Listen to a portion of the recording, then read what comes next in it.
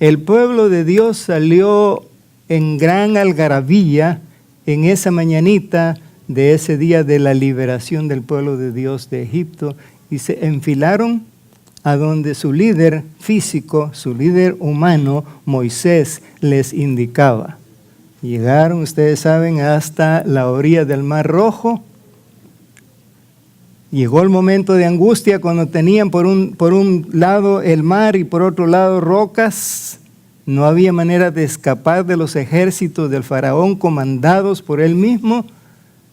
Pero Dios les dijo a Moisés, di al pueblo de Israel que marchen. El pueblo pasó en seco.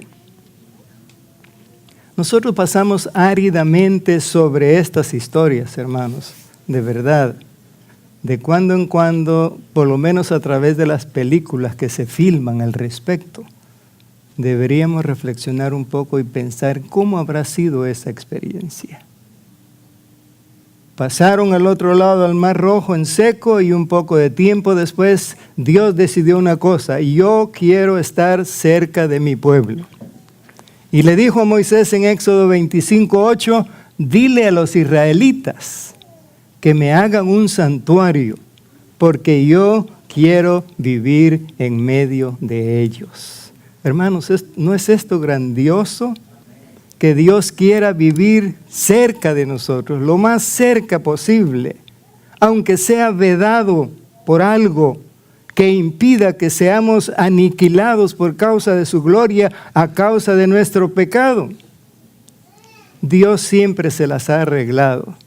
Aunque ya llevaban un líder físico, aunque ya su presencia se manifestaba en la nube durante el día y en la columna de fuego durante la noche, Él también quería tener una carpa en medio de ellos. Solo que la de Dios fue más bonita, ¿no es cierto? Sí, tenía una diversidad de colores. Dios mismo los escogió. Materiales, los que había ahí al alcance de la mano. ¿Y de qué otra manera se las arregló el Señor para que su pueblo en medio del desierto, con casi nada entre sus pertenencias, estuviera en condiciones de construirle este santuario para que ahí habitara Él en medio de ellos? Ah, mis hermanos, Dios se las arregla con anticipación. Porque el pueblo de Egipto estaba tan desesperado porque los israelitas se largaran antes de que ellos mismos, los únicos pocos que quedaban vivos, fueran aniquilados por alguna otra posible plaga, aunque dentro del plan de Dios eso había llegado a su final. Y el pueblo de Israel, dice la Biblia, halló gracia a los ojos de los egipcios, y estos fueron de casa en casa y recibieron regalos en forma de joyas, telas, todo lo que ellos iban a necesitar para hacerle el santuario a Dios. Ah, mis hermanos, qué experiencia más linda, pero sobre todo, qué privilegio más grande para el pueblo israelita. Hoy por hoy nosotros tenemos un privilegio también. Este edificio creo que todavía no se ha pagado en su totalidad. Por lo tanto, no está dedicado, pero lo llamamos la casa de Dios. ¿Están de acuerdo conmigo? Tal vez no tiene la forma tradicional de muchos de los templos, por eso algunos han dado en llamarlo el cajón amarillo, pero es la casa de Dios. Cuando venimos aquí, venimos con una actitud y un espíritu diferente. Venimos a adorar. Venimos a encontrarnos con nuestro Dios. En ese santuario terrenal que Dios ordenó al pueblo de Israel que le construyeran, de acuerdo a las circunstancias y a los materiales de ese momento, Dios también puso reglas para relacionarse con la santidad de ese lugar, porque ese sería el lugar específicamente en el lugar santísimo, detrás del velo, a donde Dios aparecería en la luz de la Shekinah. Ahí Él mostraría su presencia, y Él eligió sacerdotes, los instruyó, les dijo cómo debían comportarse como líderes ante su presencia al dirigir la vida espiritual de ese pueblo que apenas estaba comenzando a aprender cómo conducirse en la presencia santa de Dios. y no es necesario ir muy lejos. Si a ustedes les suena de algo el nombre de Nadab y Abiú, ustedes saben que ellos ni siquiera se casaron, ni siquiera tuvieron hijos, murieron muy temprano en la vida porque tomaron a la ligera los requerimientos que Dios había establecido para conducirse en su templo. Ahora, hermanos, ¿por qué es importante hablar un poco de la razón de los templos en la historia humana? Resulta que los gobiernos de las naciones han girado siempre en torno a deidades que se convierten en el centro de la vida de sus habitantes. Sea real o irreal, sea falso o verdadero aquel Dios, el pueblo tiene que aceptar la regulación espiritual que le han adjudicado a ese Dios, aunque sea falso. Y se convierte entonces en regulador de la vida de cada uno de sus habitantes. Y el gobernante en turno llega a ser el Dios encarnado para ese pueblo. Así en Egipto, el faraón era Ra, el dios sol en persona. Aunque eran politeístas y tenían muchos dioses, yo recuerdo en este momento a Isis y al buey Apis. En Babilonia, Nabucodonosor era la encarnación del dios Marduk, aunque también eran politeístas y tenían a la diosa Ishtar, o sea, la reina de los cielos, y también tenían al dios Sin y a muchos otros. No lo tomen Sin en inglés porque es pecado, ¿verdad? Sin era el nombre, un nombre corto. También en Asiria, en Siria, en Media, en Persia, todos tenían falsos dioses y construían lujosos templos para ellos. Debido a esto, entonces, ofender al gobernante en turno era desobedecerlo, y era lo mismo que desobedecer al Dios que él encarnaba.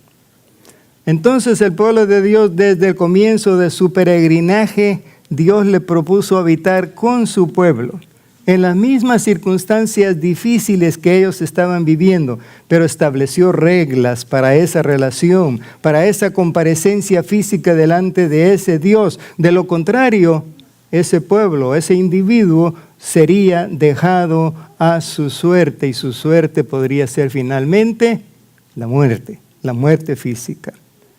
En cuanto a templos, ¿qué ocurrió con el pueblo de Dios 480 años después del Éxodo? Saúl y David habían cumplido sus turnos de gobierno. Cada uno había gobernado alrededor de 40 años. David estaba ahora en la vejez, muy cerca de la muerte. Así que él expresa ante el profeta su deseo de construir una casa para Dios. Él tenía ya un palacio desde el cual gobernaba, pero Dios no tenía todavía un templo. Así que él le revela, le cuenta al profeta que tenía la intención de hacerle un templo a Dios. O sea que el arca del testimonio de aquel santuario que se hizo en el desierto y que siguió en todas sus correrías y todas sus dificultades al pueblo de Israel hasta llegar a la tierra prometida, todavía habitaba en una carpa. El rey David en su lujoso palacio, pero el arca de Dios, la presencia de Dios, todavía en una carpa. Así que el profeta, al terminar la visita, le dice al rey David: sigue adelante, muy buen plan, el Señor te va a bendecir. Pero la Biblia dice que Dios se le reveló al profeta y le dijo: dile a David que él no puede construir un templo para mí. Él ha derramado mucha sangre. Y es difícil mencionar la sangre de cuántos y de quiénes, ¿no? Pero había sido un hombre de guerra, muy valiente, y claro, había peleado las guerras de Dios, con la bendición y la dirección de Dios, con el poder de Dios. Al contrario, habría sido derrotado en la primera. Pero yo recuerdo una sangre muy preciosa, muy digna, que fue derramada también por el rey David. Y no sé si ustedes están de acuerdo conmigo. Uría el Eteo. Un acto vergonzoso de parte de un rey que ha sido llamado y sigue siendo llamado el amigo de Dios, o el hombre según el corazón de Dios. Así que Dios de una vez al mismo tiempo que le dice a David, tú no puedes construir esa casa para mí porque tú eres hombre de manos manchadas de sangre, pero lo hará tu hijo, el que viene después de ti. Así que él convocó a todos sus funcionarios y a todo el pueblo del reino en un día específico y le revela que Dios le dijo esto: tu hijo Salomón edificará mi templo. Si sigues obedeciendo mis mandatos, voy a bendecir tu reinado. Hermanos, este asunto de la adoración a Dios para ser aceptada siempre está ligado con ese detalle importantísimo e indispensable de la criatura humana con la cual Dios quiere habitar muy cerca, y esto se llama obediencia. Y los fracasos del pueblo de Israel, cada vez que pasamos con el año bíblico sobre esta historia, nos damos cuenta que eran el resultado de esa rebeldía que el pueblo de Dios manifestó siempre hacia el verdadero Dios, hacia aquel que había hecho tantos portentos en su favor. En el versículo 10, Dios le dice a David, o David le informa a Salomón, el Señor te ha elegido para construir un templo como su santuario. Noten bien, hermanos, que cuando la idea nació en la mente de David de construir un templo, no fue un pedido que Dios le hizo a David.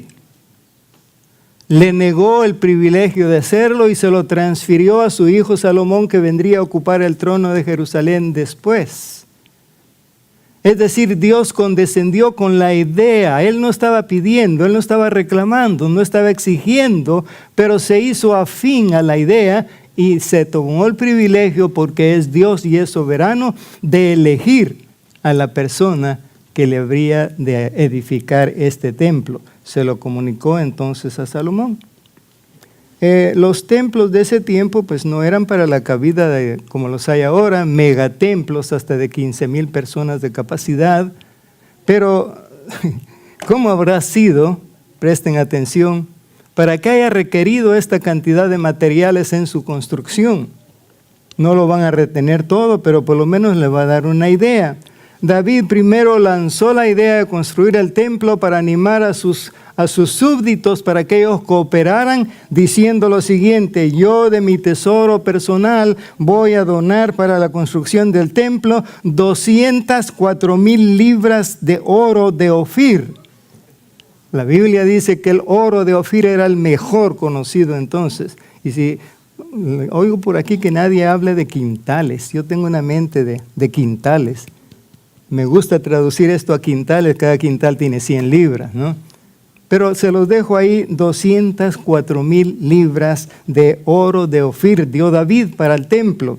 Y dijo, voy a dar 476,000 libras de plata. 476,000 libras de plata. Y entonces el pueblo se animó de ver que su rey estaba tan magnánimo, estaba tan generoso, y se sintieron motivados y dijeron, vamos a dar. ¿Y sabe cuánto dio el pueblo? 340,000 libras de oro, 10,000 monedas de oro, 680,000 libras de plata, 1,224,000 libras de bronce, 6,800,000 libras de hierro. Qué mal informado estaba yo, creía que para entonces no había hierro todavía, tuvo la Biblia que refrescarme, actualizarme. 6,800,000 libras de hierro. ¿De qué envergadura? ¿De qué calidad? ¿Qué tipos de revestimiento tendría este templo de Salomón, el original, que requirió todos esos materiales, mis hermanos? ¿Por qué? Porque era para Dios. En Primera de Crónicas 12, 1-2 dice que Salomón decidió construir la casa para él y el templo para el Señor. El templo tenía que ser magnífico porque era para Dios y porque para Salomón el Dios de Israel era el Dios más grande. Usted y yo ahora diríamos, es el único Dios. Es que no hay otro. Tenía que ser así porque no hay otro, pero todavía en el versículo 6 de Segunda de Crónicas 2 leemos esto: ¿quién puede edificar algo digno de él? ¿Qué templo hay que nosotros, teniendo solo doctores de miembros en esta iglesia, podríamos construir para Dios que fuera digno de él? Perdone, doctor, allá afuera nos arreglamos. Allá le pido perdón. Pero ustedes saben lo que quiero decir con esto. ¿Quién puede edificar algo digno de Dios? Ni siquiera los cielos más altos pueden contener a nuestro Dios. ¿Qué fuerza laboral se habrá necesitado para construir el templo? La Biblia dice que Salomón buscó 30,000 personas que tenían conocimientos en cortar madera. 30,000 personas. Yo creo que estos datos le van a gustar más a los hermanos que hacen construcción aquí, ¿verdad, hermano Roque? Sí, a mí me gusta ese tema también. Me gusta ver el material que llega ahí en bruto y lo van cortando y lo van clavando, lo van atornillando y de repente la pintura. Se terminó el edificio como una mujer bien vestida. Ese es el trabajo en la construcción. ¿Qué fuerza laboral? 30,000 cortadores de madera en el Líbano, puro cedro. 70,000 obreros comunes. 80,000 hombres trabajando en cortar piedra. Gigantescas piedras que no necesitaban clavos ni mezcla. Yo no sé para qué usaron tanto hierro entonces, porque no usaron clavos. Nunca se oyó un martillo, dice, en la edificación del templo de Dios. Y se nombraron también 3,600 capataces para dirigir a toda esta gente. Salomón entendía la razón del templo que iba a construir. Era para honrar el nombre de Dios. Mis hermanos, esta declaración de honrar el nombre de Dios es muy significativa. Es que el templo y todo lo que hacemos aquí adentro no es para agradarnos a nosotros mismos. Es para honrar el nombre de Dios, el dueño del universo. Por lo tanto, tenía que ser magnífico. Debía superar cualquier otro edificio en Jerusalén. Y por esa causa, esa ciudad, Jerusalén, llegó a ser un gran atractivo para las naciones vecinas. El templo se comenzó a construir en el año número 4 del reinado de Salomón y se terminó en el año número 11. En otras palabras, la construcción duró 7 años. Es muy raro hacer construcciones en este tiempo que duran tanto tiempo, ¿verdad? Las circunstancias de ese tiempo quizá hacían eso, no tanto por la envergadura del edificio, pero más bien por las circunstancias que tenían en cuanto a herramienta, aunque los materiales estaban ahí al alcance de la mano. Dios entonces se gozaría de habitar en el templo si el pueblo y sus líderes se complacían en obedecer a Dios.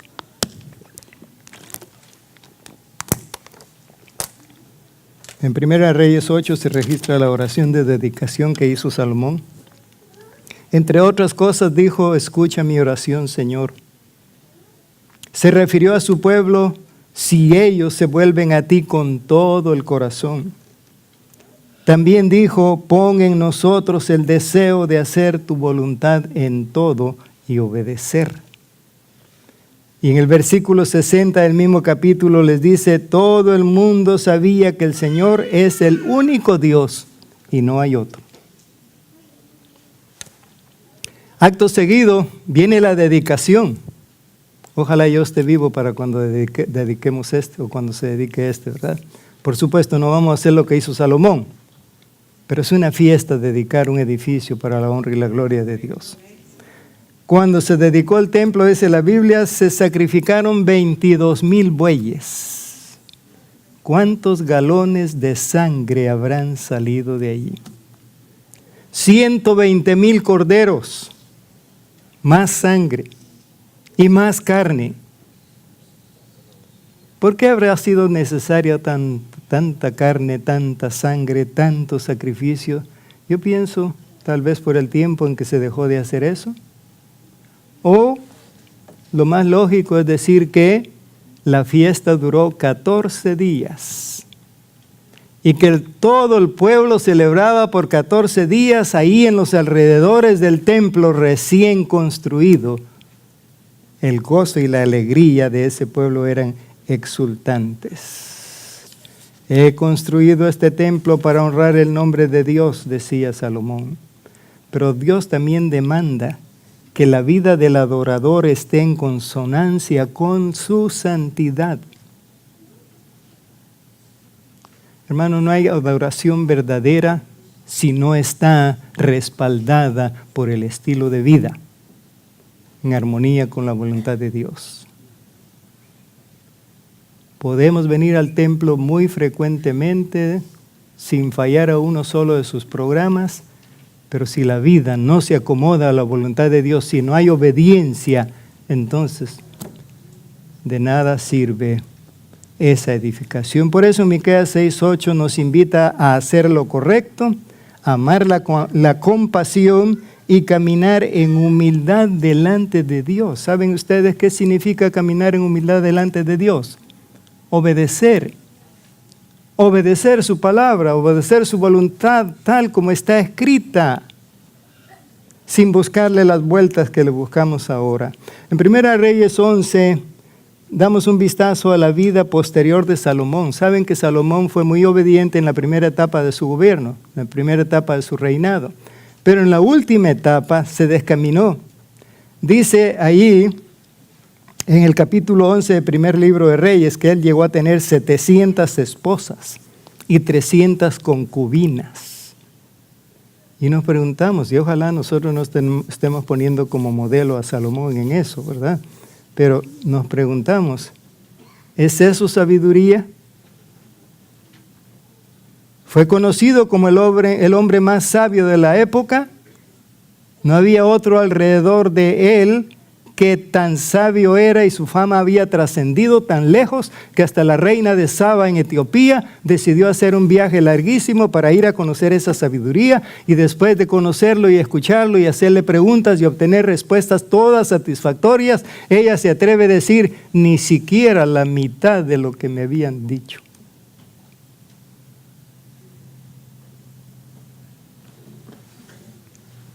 Pero más tarde, dice la Biblia, sus esposas paganas en la vejez lo condujeron a la idolatría. Ofreció culto a Astoret o Astarte, la diosa de la fertilidad, y a Moloc, el dios del fuego, que exigía quemar a niños para apaciguar la ira de sus deidades. En el capítulo 11, versículo 8 dice que construyó santuarios a dioses paganos para que sus esposas paganas quemaran incienso a sus dioses. Y en el libro Patriarcas y Profetas, la autora Elena de White dice que Salomón, esto es en la página 36, se desvió del culto a Jehová para postrarse ante los ídolos paganos. ¿Qué templo más lindo? Pero qué rey más rebelde. Página 37 del mismo libro, se casó con la hija de Faraón y de esta manera cayó en lo que Dios tanto les había advertido: no hagan alianza con reinos paganos. Página 39, se hizo tirano, opresor y déspota. Para mantener el lujo de su corte tenía que inventar impuesto tras impuesto, y el rey que había sido querido al principio ahora era detestado. Pero lo peor está aquí, página 41, su carácter. Una vez noble y viril, se tornó enervado y afeminado. el carácter. No hay nada del pecado que nosotros practiquemos que no deje su secuela en nuestra vida, pero especialmente en nuestro carácter. Y una vez que el carácter se va moldando a la vida de pecado, entonces el pecado se hace, decimos nosotros, es que me salió sin querer. Es que se vuelve automático. Con razón, al final de la vida, Salomón escribió, vanidad de vanidades, todo es vanidad. Comenzó diciendo en Eclesiastés 1:2, lo siguiente, todo es un sinsentido. Y terminó en el mismo libro de Eclesiastés capítulo 2, el versículo 8, diciendo, todo es un sinsentido. Él estaba hastiado de la vida. No había nada que él no hubiera probado. Todos los placeres, él dice claramente, no me negué ningún placer conocido. Dios desaprobó esta conducta final, pero también escuchó y aceptó su arrepentimiento. Tuvo un arrepentimiento genuino, volvió otra vez al camino, volvió a buscar la voluntad de Dios. La historia de los reyes del norte y del sur en esa región de Palestina fue empeorando cada vez más y más desde el punto de vista moral, al punto que cuando Ezequiel estaba cautivo después del año 586 después de Cristo en Babilonia, Dios se le reveló a él en una visión. Esta visión está registrada en el capítulo 8 del libro de Ezequiel. Y yo quiero leer nada más algunas líneas para que ustedes vean el nivel de pecado, la profundidad de pecado a la que había llegado el pueblo de Dios en ese tiempo. Dice el versículo 5, Dios llevó en visión por medio del Espíritu a Ezequiel a Jerusalén mismo, al templo. Dice ahí él mismo que él vio que el Espíritu lo cogió del pelo y lo elevó al cielo y se lo llevó a Jerusalén. El versículo 5 dice, estaba el ídolo que tanto había provocado los celos del Señor. ¿Dónde estaba ese ídolo?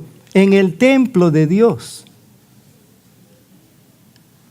El versículo número 6 dice esta línea, ves, le dice a Ezequiel, los pecados detestables que cometen los israelitas, y noten la siguiente parte de esa línea, para sacarme de mi templo. Mis hermanos, podemos tener un templo bonito, lujoso, tal vez envidiado por otros hermanos de otras congregaciones, pero si la vida no está en armonía con ese Dios santo, es equivalente, como dice aquí, lo están haciendo para sacarme de mi templo.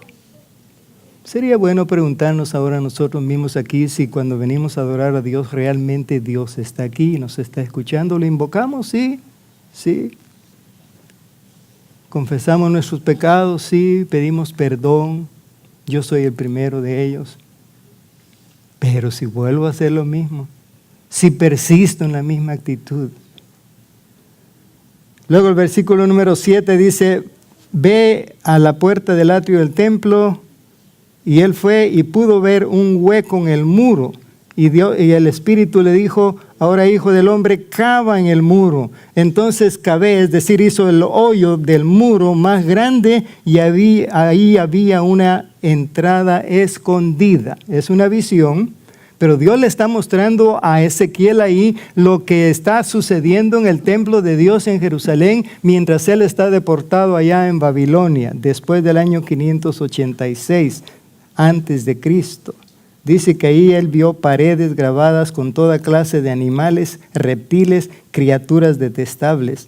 Dice, vio los diversos ídolos a los que rendía culto el pueblo de Israel. Ahí vio de pie 70 líderes de Israel y en el centro estaba Hazanías, uno de los sacerdotes, hijo de Safán. Todos tenían en la mano un recipiente para quemar incienso, no a Dios, sino a los ídolos. Y el versículo 13 dice, ven y te mostraré pecados todavía peores que estos. Como que iba en un orden ascendente, en una forma gradual, mostrándole de lo menor hasta lo peor. Y luego el versículo número 14 dice que vio sentadas algunas mujeres sollozando por el dios Tamuz. ¿Has visto esto?, me preguntó, pero te mostraré pecados aún más detestables. Versículo 16. Me llevó al atrio interior del templo del Señor y ahí vi a 25 hombres de espaldas al santuario del Señor. Estaban inclinados hacia el oriente, rindiendo culto al sol. Ustedes saben que la posición geográfica que ubica el templo de Jerusalén, que tuvo, que no hay más templo ahora, la posición era de que cuando el adorador miraba hacia el altar, le daba la espalda al sol. Pero aquí, sabiendo eso, el pueblo de Dios dice que adoran hacia el oriente. Eso está haciendo el pueblo de Dios. Eso están haciendo los 70 dirigentes del pueblo de Dios. Mis hermanos, a veces juzgamos mal a Dios cuando decimos, ¿cómo Dios permitió esas matanzas crueles de parte de ejércitos enemigos que vinieron a combatir al pueblo de Dios? Pero es que la paciencia había colmado seguramente. ¿Ves esto, hijo de hombre? Y en el versículo 17, llevan a la nación a la violencia y se burlan de mí. ¿Qué cosa es el pecado? Una burla de nuestra parte hacia Dios, porque Dios es santo, Dios es puro y Dios quiere que su pueblo sirva con pureza de corazón. Para sacarme de mi pueblo, una declaración muy difícil de digerir. Un breve vistazo a la historia de los templos para Jerusalén. Sabemos que Salomón construyó el original, que este fue atacado y dañado allá por el año 592 y 591 antes de Cristo, cuando los ejércitos de Faraón, con la comandancia de él mismo, atacaron Jerusalén. Se llevaron parte de la gente, pero en el 586 vuelve otra vez Nabucodonosor, envía sus ejércitos. Él ya no va con ellos, pero va Nabuzaradán, el jefe de su ejército. Y este llega y ahora sí destruye todo y el templo, y se lleva a la mayor parte de la gente para Babilonia, año 586. Se fueron los vasos, se fueron los utensilios con que se hacían todos los servicios del templo, y esos vasos, esos utensilios fueron los mismos que usó Belsasar, el nieto de Nabucodonosor, cuando llegó a ser rey, para aquel banquete famoso de los 1000 invitados. 1000 invitados. Y bebieron en ese festín, lo que llamaríamos más bien en palabras de este tiempo, en ese bacanal. Bebieron en los vasos sagrados que habían estado en el templo de Dios. Luego, en la historia de los templos para Jerusalén, se habla del templo de Zorobabel, que es el mismo templo de Salomón, construido después de que termina la deportación de los 70 años en Babilonia. Viene Zorobabel como gobernador de la provincia de Jerusalén, y entonces él, con el permiso de Ciro primero, y luego también con el permiso de Darío, el medo, o el persa, y esos eran medos y persas, uno era tío, el otro era sobrino. Ahorita ya se me hizo una bola eso, pero el punto es que, qué diplomático para salir del apuro, ¿verdad? El asunto es que hubo permiso, y entonces Zorobabel construyó lo que también se le da en llamar, o reconstruyó lo que también se le da en llamar el segundo templo, en el mismo lugar que había estado el templo de Salomón, pero ya no con los mismos lujos, más sencillo. Ahora, noten esto muy interesante. Actualmente se dice que Jerusalén está construida toda sobre 19 metros de escombros. es decir, con cada una de las destrucciones que sufrió Jerusalén por causa de los embates enemigos, no había donde meter tanto como tenemos aquí. ¿Dónde es que está? Aquí derribaron una casa, ahí están los escombros. Ya no caben. Así que van construyendo sobre lo mismo, sobre lo mismo. ¿Recuerdan allá levemente los puntos donde estaba ubicado cada edificio? Y el templo que reconstruyó Zorobabel fue ese, el mismo templo que fue profanado por Antíoco Epífanes. ¿Qué hizo Antíoco Epífanes? Antíoco Epífanes les dio a los judíos el insulto más grande que ellos podrían haber aguantado, cuando construyó dentro del templo que había reparado Zorobabel, construyó en su interior un altar a su dios Júpiter Olimpo, uno de los dioses de la Pléyade que adoraban los romanos. Y el colmo, sacrificó un cerdo encima de ese altar dentro del templo de Dios. Ahora viene el templo de Herodes, que es el mismo templo de Salomón y de Zorobabel, que realmente hizo que fuera una reconstrucción del templo de Zorobabel. Ahora, en el caso de Herodes, cuando a él le tocó, demolían parte del templo viejo a medida que avanzaban en la construcción del nuevo, en la plataforma del viejo. De esa manera no se interrumpieron los servicios del templo. Los trabajos de reconstrucción en cuanto a ese duraron 8 años, la reconstrucción propiamente dicha, pero había un trabajo de 46 años para embellecimiento del templo. Y si ustedes recuerdan, este trabajo se extendió hasta los años 62-65 después de Cristo. Por lo tanto, cuando Jesús murió en la cruz del Calvario el año 31 de la era cristiana, toda referencia al templo de Jerusalén era a ese templo de Herodes. A ese templo se refirió cuando Jesús les dijo: destruyan este templo y en 3 días lo voy a reconstruir. Y entonces los judíos le ripostan de esta manera: 46 años se necesitaron para construir este templo y tú dices que lo vas a levantar otra vez en 3 días. Y también los discípulos le preguntaron a Jesús, y cuando él les dijo: no quedará piedra sobre piedra que no sea derribada. Jesús se estaba refiriendo a ese templo. Profecía cumplida, año 70 después de Cristo, cuando Tito Vespasiano, general de los ejércitos romanos, en nombre del emperador que era su padre, entra y destruye, y aún habiendo dado instrucciones específicas de no dañar el templo, un soldado descuidadamente lanza una antorcha encendida y los metales preciosos de que estaba revestido el templo incendiaron y acabó todo el templo. No hay templo ahora. Jerusalén no tiene templo. Cuando usted va de turista solo le muestran un lugar donde dicen ellos que estuvo el templo.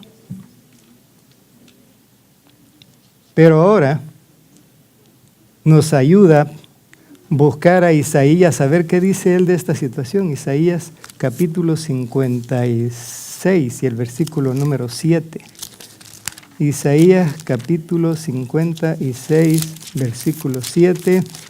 Y dice de la siguiente manera: los llevaré a mi monte santo de Jerusalén, los llenaré de alegría en mi casa de oración, aceptaré sus ofrendas quemadas y sus sacrificios, porque mi templo será llamado casa de oración para todas las naciones.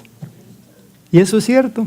Yo soy de Guatemala, muchos de ustedes son de México, otros son de Colombia, posiblemente hay de Venezuela, hay de Nicaragua, todas las naciones. En realidad el contexto en el que se da el capítulo 56 de Isaías es en el contexto de la conversión de los gentiles. Y hoy por hoy es gentil todo aquel que no ha aceptado el sacrificio expiatorio hecho en la cruz del Calvario para tener salvación en Cristo Jesús. En el templo, mis hermanos, oramos. porque orar es parte de la adoración que Dios merece. Pero también cantamos, también aprendemos, y todo esto como parte del verdadero objetivo de adorar al único Dios, al verdadero creador del cielo y de la tierra. Entonces oramos al único Dios. Es único porque solo Él es Dios. Y solo Él es Dios porque solo Él es creador. Estoy seguro que no hay ninguna duda al respecto en cuanto a si es este el Dios. Pues que no me ha escuchado, tengo tantos años estar pidiendo lo mismo y no hay respuesta, pero Él sigue siendo Dios. Y es único. De modo que no es así de simple, mis hermanos. Nuestra presencia ante un Dios que lo llena todo y es fuego consumidor, deberíamos llegar ante su presencia con acatamiento, con reverencia. Acuérdense que a Moisés allá en esa montaña tan árida, tan inhóspita, tan horrible, tan caliente, Dios le dijo: Moisés, Moisés, quita los zapatos de tus pies, porque el terreno en que tú estás, tierra santa es. En el Nuevo Testamento se nos dice que somos templos del Espíritu Santo. 1 Corintios 6, 19 y 20. Somos la morada espiritual del único verdadero Dios. Si este edificio desapareciera, Dios todavía quiere estar. ¿Qué lugar más cercano a Dios puede buscar Él para estar con nosotros?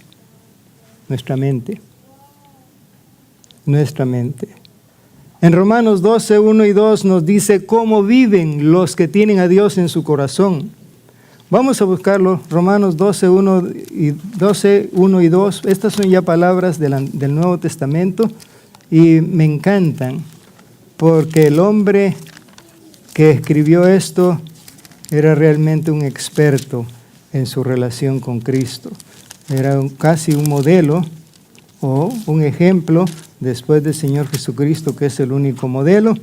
Y en Romanos 12, 1 dice en mi versión: por lo tanto, amados hermanos, les ruego que entreguen su cuerpo a Dios por todo lo que Él ha hecho a favor de ustedes, que sean un sacrificio vivo y santo. En los templos antiguos, aún en el templo, de acuerdo al sistema que Dios ofreció a su pueblo en el desierto y en Jerusalén, era de matar víctimas animales. Pero ahora no se espera hasta que muramos para ofrecernos a Cristo ya muertos. Debemos ofrecernos en sacrificio vivo.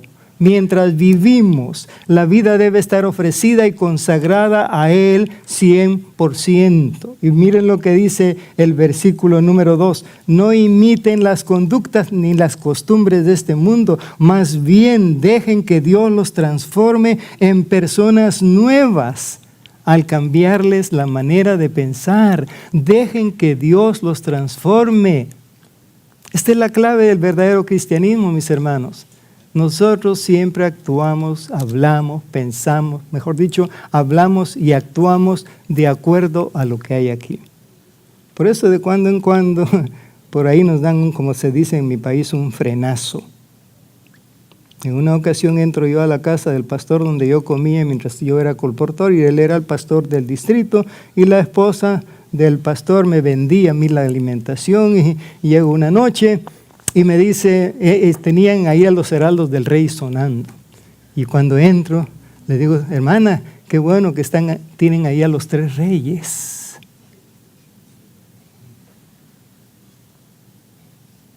Y en el instante me di cuenta del gesto que ella hizo. No eran los 3 reyes, eran los heraldos del rey. ¿Qué pasaba conmigo? Que todas las noches a las 7 de la noche yo oía un programa de puras canciones de los 3 reyes por radio.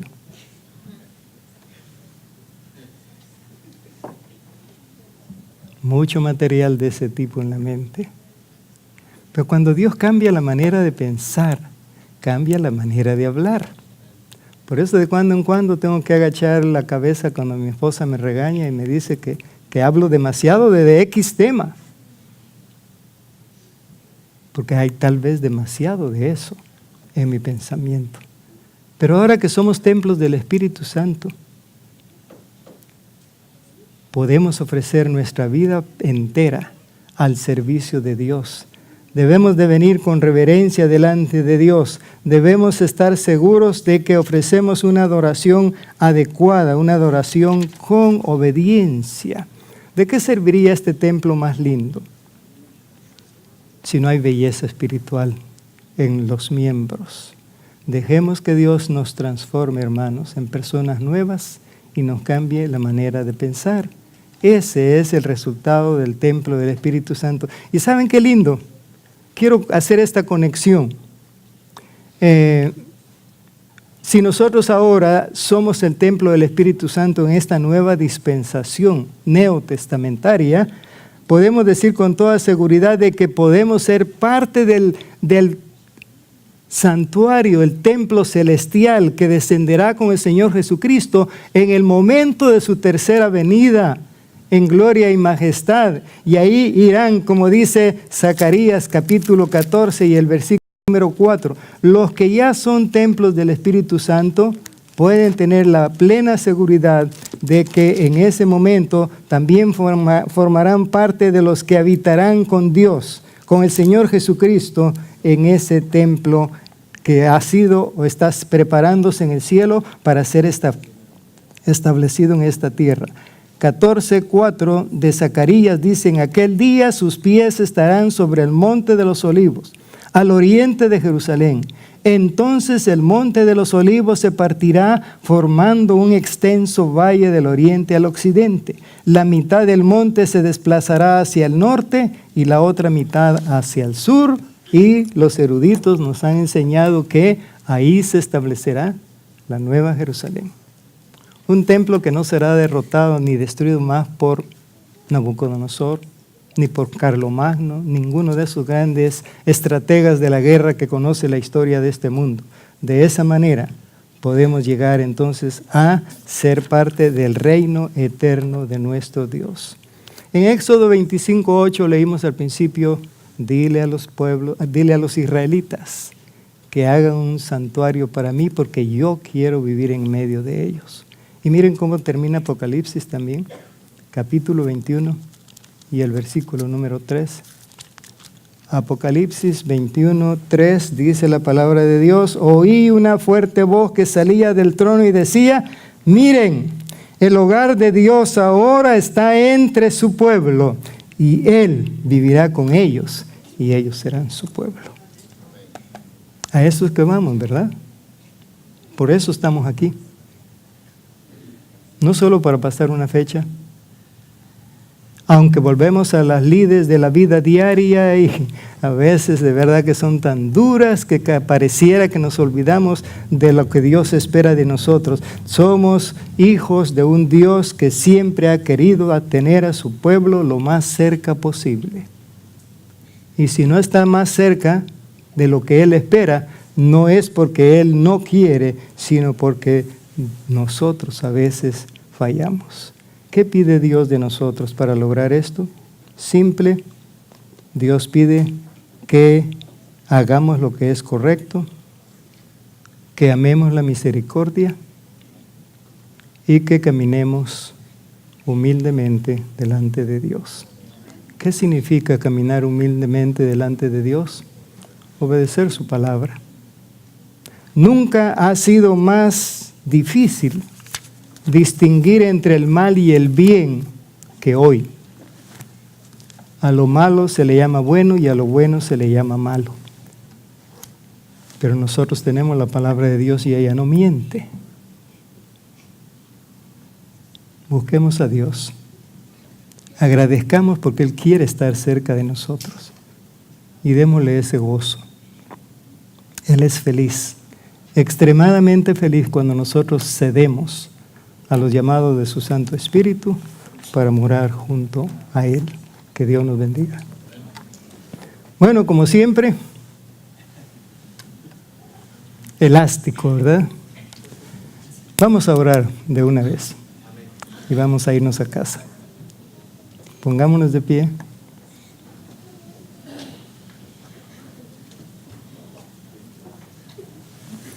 Amado Dios, bendito Padre que estás en los cielos, te damos gracias porque a pesar de la rebeldía humana, a través de toda la historia de este planeta, tú siempre has querido estar cerca de los tuyos. Y ahora nosotros somos ese pueblo tuyo. Señor, queremos que se cumpla en nosotros tu deseo. Has hecho todo lo que está a tu alcance, todo lo que te toca a ti hacer para lograr ese propósito en nuestras vidas. Señor, ayúdanos para que podamos ser de verdad templos de tu Santo Espíritu. Acepta nuestro sacrificio ahora como un sacrificio vivo, un sacrificio santo. Y por favor cambia nuestra manera de pensar, porque de esa forma, solamente de esa forma, podemos conocer bien tu voluntad y obedecer tus mandamientos como a ti te agrada. Vamos ahora a nuestros hogares, guárdanos y ayúdanos a recordar que este día no ha terminado, que a la puesta del sol termina el día santo y que podemos y debemos reverenciarlo y actuar y pensar y decir y hacer a la manera en que tú quieres, según Isaías 58, 13 y 14, para agradar tu santa y divina voluntad. En el nombre de Jesús. Amén.